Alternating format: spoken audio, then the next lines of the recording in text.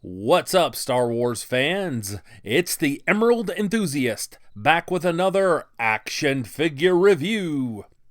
This time, I'll be taking a look at the Star Wars Black Series Acolyte figure of Jedi Master Soul. Let's have a look at the packaging. On the bottom front, it says Star Wars The Acolyte. It says Star Wars The Black Series at the top. Jedi Master Soul on the side. There's a field of black on the top, product information on the bottom. There's a partial window on this side. And on this side, we get some really cool artwork of Lee Jung-jae as Master Soul. And on the back, we get a brief character description in 5 different languages. I'll put a close-up shot of these at the end of the video if you would like to read them. The figure is framed well by this packaging.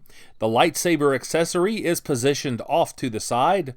The figure is clearly visible through the front window with the exception of the feet, which you only need to tip the package up to see those as well. And now let's bust open this package and see what's inside.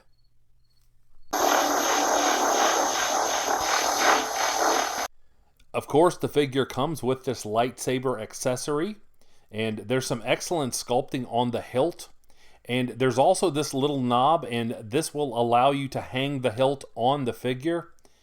And the blade color is very vibrant. This translucent plastic really does a good job at conveying the energy of a lightsaber. And here is Master Soul, free of the package and ready to rumble. This figure is better than I expected. It does an excellent job of translating the character from screen to plastic. However, I do have some minor criticisms, so let's have a closer look at the loose details now. As you can see, the robe is removable, and this is some fine material. The stitching is very precise, and this was easy to slip off of the figure. So good work by Hasbro here. Let's have a look at the lower body, and there's some very skillful sculpting here on the boots. There's wrinkles sculpted in, and that adds a layer of realism.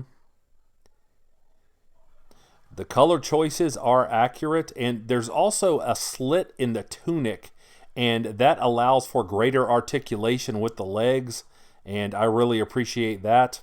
I'll get to articulation in just a moment, but this is very flexible, much more so than other figures with robes and capes in this scale. So overall, this is some fine work by Hasbro.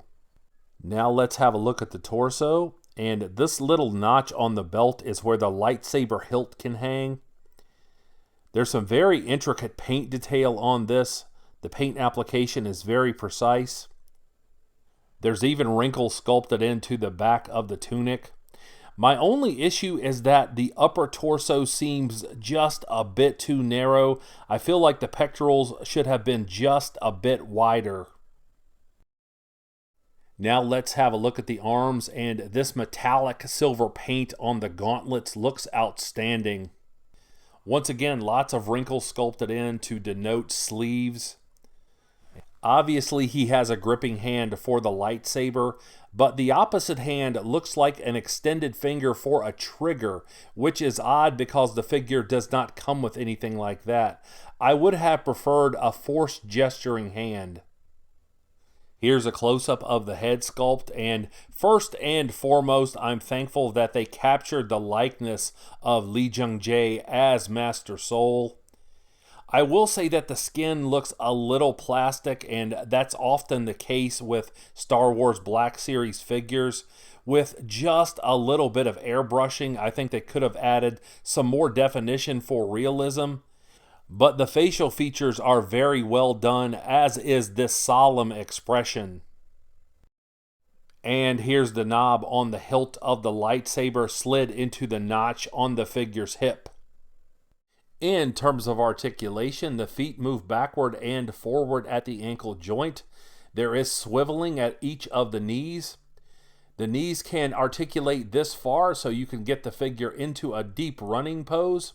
The slits in the sides of the tunic really aid the articulation in the legs, including the swiveling at the thighs, and the figure can kick forward that much and can step back to this degree.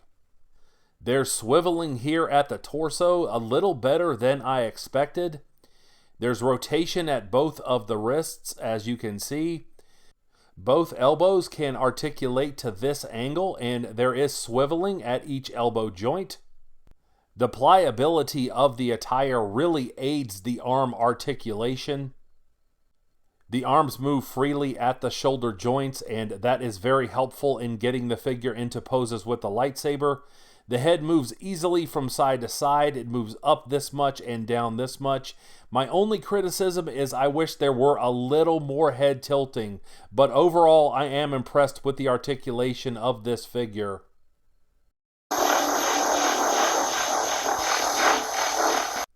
Like and subscribe if you enjoyed this review, and please tell all of your friends about this channel. I would certainly appreciate it. And I'll be back with more Star Wars content soon. But until we meet again, this has been the Emerald Enthusiast, and thanks for watching.